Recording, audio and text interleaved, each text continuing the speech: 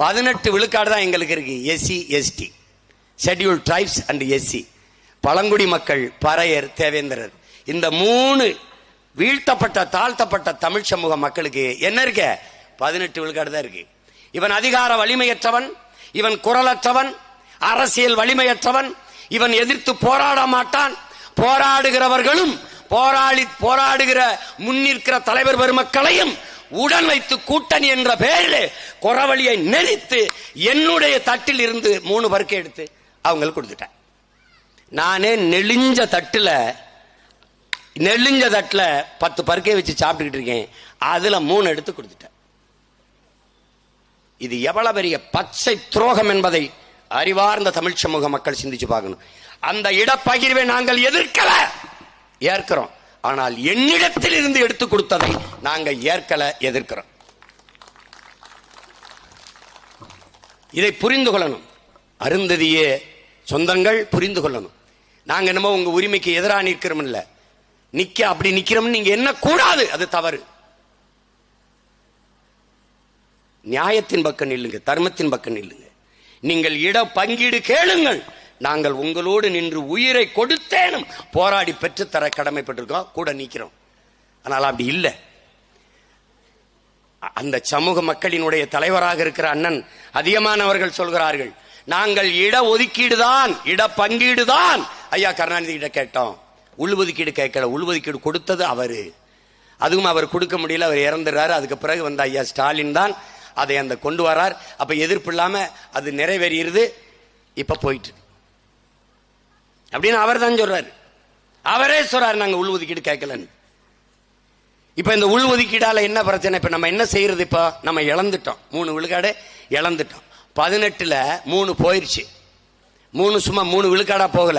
இங்க பாருங்க, அது அப்புறம் அந்த கதைக்கு வர பாருங்க, ஒன்னா வர பாருங்க. இங்க பாருங்க, என்னடா இது துண்டு சீட்டு இல்ல, இது எழுதி வச்சு படிக்கிறதும் இல்ல, இது வாய் கணக்கா சொல்றேன்பா. அதனால உங்களுக்கு ஆதாரம் காட்டணும்ல. அதனால இங்க பாருங்க, இதுல பாத்தீங்கன்னா படிக்கிறேன் பாருங்க.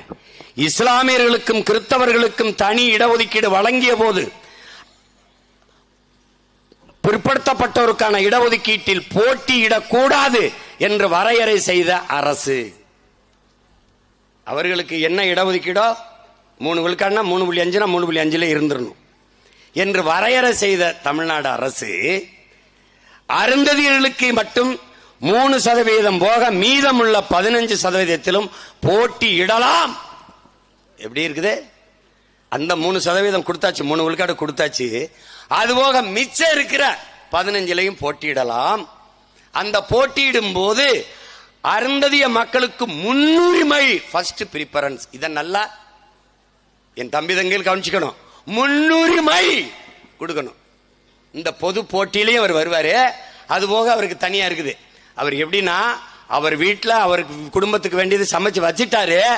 ஆனால் நாங்க இந்த ஊருக்கு சமைச்சிருக்கோம்ல, அதுலயும் வந்து அவர் எடுத்துக்கிடுவார். எப்படி புரியுதா உங்களுக்கு நான் சொல்றத? முன்னுரிமை. இப்ப அவங்க நம்ம எல்லாம் சாப்பிடக்கூடாது, அவருக்கு கொடுத்துட்டு மீதி இருந்தா சாப்பிடணும். அது என்ன பேரு? First preference. ஆங்கிலத்தில், தமிழ்ல முன்னுரிமை. விளங்குதா?